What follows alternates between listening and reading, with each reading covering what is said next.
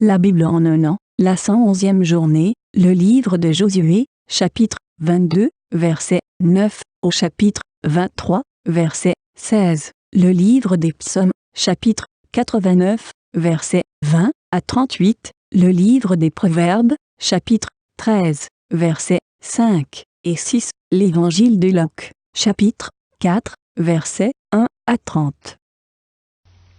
Josué, chapitre 22. Les fils de Ruben, les fils de Gad et la demi-tribu de Manassé s'en retournèrent, après avoir quitté les enfants d'Israël à Silo, dans le pays de Canaan, pour aller dans le pays de Galad, qui était leur propriété, et où ils s'étaient établis, comme l'Éternel l'avait ordonné par Moïse. Quand ils furent arrivés au district du Jourdain, qui appartiennent au pays de Canaan, les fils de Ruben, les fils de Gad et la demi-tribu de Manassé y bâtirent un autel sur le Jourdain, un autel dont la grandeur frappait les regards. Les enfants d'Israël apprirent que l'on disait « Voici les fils de Ruben, les fils de Gad et la demi-tribu de Manassé ont bâti un autel en face du pays de Canaan, dans les districts du Jourdain, du côté des enfants d'Israël. » Lorsque les enfants d'Israël eurent appris cela, toute l'assemblée des enfants d'Israël se réunit à Silo pour monter contre eux et leur faire la guerre. Les enfants d'Israël envoyèrent auprès des fils de Ruben, des fils de Gad et de la demi-tribu de Manassé au pays de Galad, Phinéas, fils du sacrificateur Éléazar, et 10 princes avec lui, un prince par maison paternelle pour chacune des tribus d'Israël. Tous étaient chefs de maison paternelle parmi les milliers d'Israël. Ils se rendirent auprès des fils de Ruben, des fils de Gad et de la demi-tribu de Manassé au pays de Galad, et ils leur adressèrent la parole en disant « Ainsi parle toute l'assemblée de l'Éternel. Que signifie cette infidélité que vous avez commise envers le Dieu d'Israël? Et pourquoi vous détournez-vous maintenant de l'Éternel en vous bâtissant un autel pour vous révolter aujourd'hui contre l'Éternel? Regardons-nous comme peu de choses le crime de Péor, dont nous n'avons pas jusqu'à présent enlevé la tache de dessus nous, malgré la plaie qu'il attira sur l'assemblée de l'Éternel? Et vous vous détournez aujourd'hui de l'Éternel? Si vous vous révoltez aujourd'hui contre l'Éternel, demain il s'irritera contre toute l'assemblée d'Israël. Si vous tenez pour impur le pays qui est votre propriété, passez dans le pays qui est la propriété de l'Éternel, où est fixée la demeure de l'Éternel, et établissez-vous au milieu de nous. Mais ne vous révoltez pas contre l'Éternel, et ne vous séparez pas de nous, en vous bâtissant un autel, outre l'autel de l'Éternel, notre Dieu. Akan, fils de Zérak, ne commit-il pas une infidélité au sujet des choses dévouées par un perdit, et la colère de l'Éternel ne s'enflamma-t-elle pas contre toute l'assemblée d'Israël? Il ne fut pas le seul qui périt à cause de son crime. Les fils de Ruben, les fils de Gad et la demi-tribu de Manassé répondirent ainsi aux chefs des milliers d'Israël. Dieu, Dieu, l'Éternel, Dieu, Dieu, l'Éternel le sait, et Israël le saura. Si c'est par rébellion et par infidélité envers l'Éternel, ne viens point à notre aide en ce jour. Si nous nous sommes bâtis un autel pour nous détourner de l'Éternel, si c'est pour y présenter des holocaustes et des offrandes, et si c'est pour y faire des sacrifices d'action de grâce, que l'Éternel en demande compte. C'est bien plutôt par une sorte d'inquiétude que nous avons fait cela, en pensant que vos fils diraient un jour à nos fils, « Qu'y a-t-il de commun entre vous et l'Éternel, le Dieu d'Israël ?» L'Éternel a mis le Jourdain pour limite entre nous et vous, fils de Ruben et fils de Gad. Vous n'avez point de part à l'Éternel. Et vos fils seraient ainsi cause que nos fils cesseraient de craindre l'Éternel. C'est pourquoi nous avons dit, bâtissons-nous donc un autel, non pour des holocaustes et pour des sacrifices, mais comme un témoin entre nous et vous, entre nos descendants et les vôtres, que nous voulons servir l'Éternel devant sa face par nos holocaustes et par nos sacrifices d'expiation et d'action de grâce, afin que vos fils ne disent pas un jour à nos fils, « Vous n'avez point de part à l'Éternel. » Nous avons dit, s'ils tiennent dans l'avenir ce langage à nous ou à nos descendants, nous répondrons, « Voyez la forme de l'autel de l'Éternel qu'ont fait nos pères, non pour des holocaustes et pour des sacrifices, mais comme témoins entre nous et vous. Loin de nous la pensée de nous révolter contre l'Éternel et de nous détourner aujourd'hui de l'Éternel en bâtissant un autel pour des holocaustes, pour des offrandes et pour des sacrifices, outre l'autel de l'Éternel notre Dieu qui est devant sa demeure. Lorsque le sacrificateur Phinéas et les princes de l'assemblée, les chefs des milliers d'Israël qui étaient avec lui, eurent entendu les paroles que prononcèrent les fils de Ruben, les fils de Gad et les fils de Manassé, ils furent satisfaits. Et Phinéas, fils du sacrificateur Éléazar, dit aux fils de Ruben, aux fils de Gad et aux fils de Manassé, « Nous reconnaissons maintenant que l'Éternel est au milieu de nous, puisque vous n'avez point commis cette infidélité contre l'Éternel. Vous avez ainsi délivré les enfants d'Israël de la main de l'Éternel. » Phinéas, fils du sacrificateur Éléazar, et les princes quittèrent les fils de Ruben et les fils de Gad, et revinrent du pays de Galad dans le pays de Canaan, auprès des enfants d'Israël, auxquels ils firent un rapport. Les enfants d'Israël furent satisfaits. Ils bénirent Dieu, et ne parlèrent plus de monter en armes pour ravager le pays qu'habitaient les fils de Ruben et les fils de Gad. Les fils de Ruben et les fils de Gad appelèrent l'autel Ed, car, dirent-ils, il est témoin entre nous que l'Éternel est Dieu. Josué chapitre 23. Depuis longtemps l'Éternel avait donné du repos à Israël en le délivrant de tous les ennemis qui l'entouraient. Josué était vieux, avancé en âge. Alors Josué convoqua tout Israël, ses anciens, ses chefs, ses juges et ses officiers. Il leur dit, « Je suis vieux, je suis avancé en âge. Vous avez vu tout ce que l'Éternel votre Dieu a fait à toutes ces nations devant vous, car c'est l'Éternel votre Dieu qui a combattu pour vous.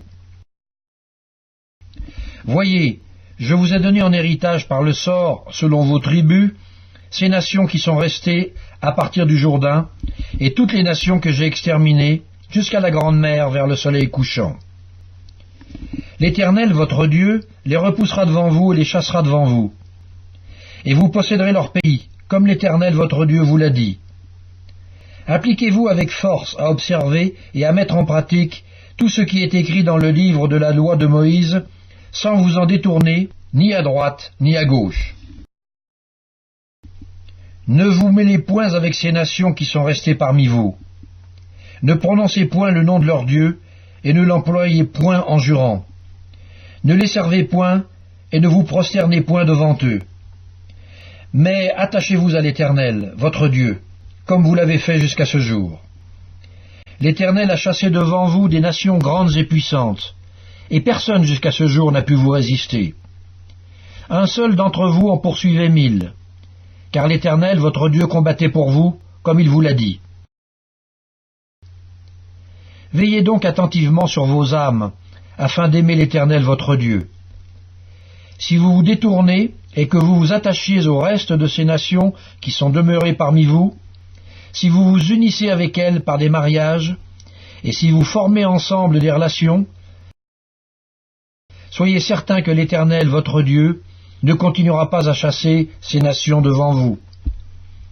Mais elles seront pour vous un filet et un piège, un fouet dans vos côtés et des épines dans vos yeux, jusqu'à ce que vous ayez péri de dessus ce bon pays que l'Éternel, votre Dieu, vous a donné. Voici, je m'en vais maintenant par le chemin de toute la terre. Reconnaissez de tout votre cœur et de toute votre âme qu'aucune de toutes les bonnes paroles prononcées sur vous par l'Éternel, votre Dieu, n'est restée sans effet. Toutes se sont accomplies pour vous, aucune n'est restée sans effet. Et comme toutes les bonnes paroles que l'Éternel, votre Dieu, vous avait dites se sont accomplies pour vous, de même l'Éternel accomplira sur vous toutes les paroles mauvaises jusqu'à ce qu'il vous ait détruit de dessus ce bon pays que l'Éternel, votre Dieu, vous a donné. Si vous transgressez l'alliance que l'Éternel, votre Dieu, vous a prescrite, et si vous allez servir d'autres dieux, et vous prosterner devant eux, la colère de l'Éternel s'enflammera contre vous, et vous périrez promptement dans le bon pays qu'il vous a donné. Psaume 89. Alors tu parlas dans une vision à ton bien-aimé, et tu dis, j'ai prêté mon secours à un héros, j'ai élevé du milieu du peuple un jeune homme, j'ai trouvé David, mon serviteur, je l'ai oint de mon huile sainte, ma main le soutiendra et mon bras le fortifiera. L'ennemi ne le surprendra pas, et le méchant ne l'opprimera point. J'écraserai devant lui ses adversaires, et je frapperai ceux qui le haïssent. Ma fidélité et ma bonté seront avec lui, et sa force s'élèvera par mon nom. Je mettrai sa main sur la mer, et sa droite sur les fleuves. Lui, il m'invoquera. Tu es mon Père, mon Dieu, et le rocher de mon salut. Et moi, je ferai de lui le premier-né, le plus élevé des rois de la terre. Je lui conserverai toujours ma bonté, et mon alliance lui sera fidèle. Je rendrai sa postérité éternelle, et son trône comme les jours des cieux. Si ses fils abandonnent ma loi, et ne marchent pas selon ses ordonnances, s'ils violent mes préceptes et n'observent pas mes commandements, je punirai de la verge leurs transgressions, et par des coups leurs iniquités. Mais je ne lui retirerai point ma bonté, et je ne trahirai pas ma fidélité. Je ne violerai point mon alliance, et je ne changerai pas ce qui est sorti de mes lèvres. J'ai juré une fois par ma sainteté, mentirai-je à David? Sa postérité subsistera toujours. Son trône sera devant moi comme le soleil, comme la lune, il aura une éternelle durée. Le témoin qui est dans le ciel est fidèle. Livre des Proverbes, chapitre 13. Le juste a de la haine pour les paroles mensongères, le méchant se rend odieux et se couvre de honte. La justice garde celui dont la voie est intègre, mais la méchanceté cause la ruine du pécheur. Luc, chapitre 4.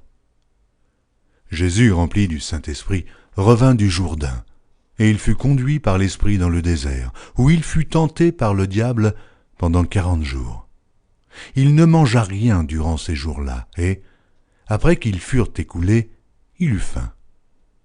Le diable lui dit, « Si tu es le Fils de Dieu, ordonne à cette pierre qu'elle devienne du pain. » Jésus lui répondit, « Il est écrit, « L'homme ne vivra pas de pain seulement. » Le diable, l'ayant élevé, lui montra en un instant tous les royaumes de la terre, et lui dit, « Je te donnerai toute cette puissance et la gloire de ces royaumes, car elle m'a été donnée, et je la donne à qui je veux.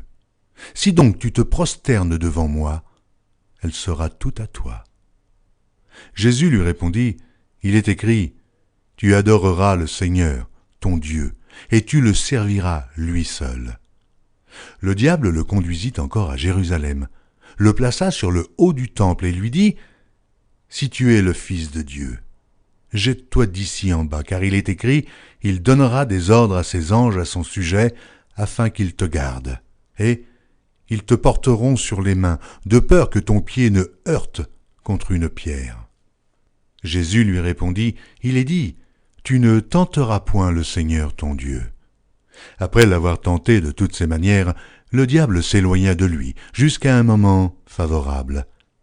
Jésus, revêtu de la puissance de l'Esprit, retourna en Galilée, et sa renommée se répandit dans tout le pays d'alentour. Il enseignait dans les synagogues, et il était glorifié par tous. Il se rendit à Nazareth, où il avait été élevé, et, selon sa coutume, il entra dans la synagogue le jour du Shabbat. Il se leva pour faire la lecture, et on lui remit le livre du prophète Ésaïe. L'ayant déroulé, il trouva l'endroit où il était écrit « L'Esprit du Seigneur est sur moi, parce qu'il m'a oint pour annoncer une bonne nouvelle aux pauvres.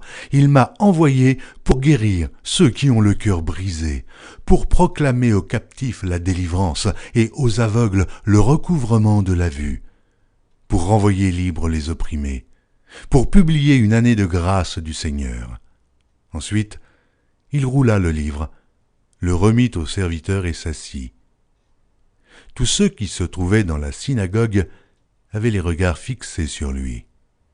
Alors, il commença à leur dire, « Aujourd'hui, cette parole de l'Écriture que vous venez d'entendre est accomplie. » Et tous lui rendaient témoignage. Ils étaient étonnés des paroles de grâce qui sortaient de sa bouche, et ils disaient, « N'est-ce pas le fils de Joseph ?»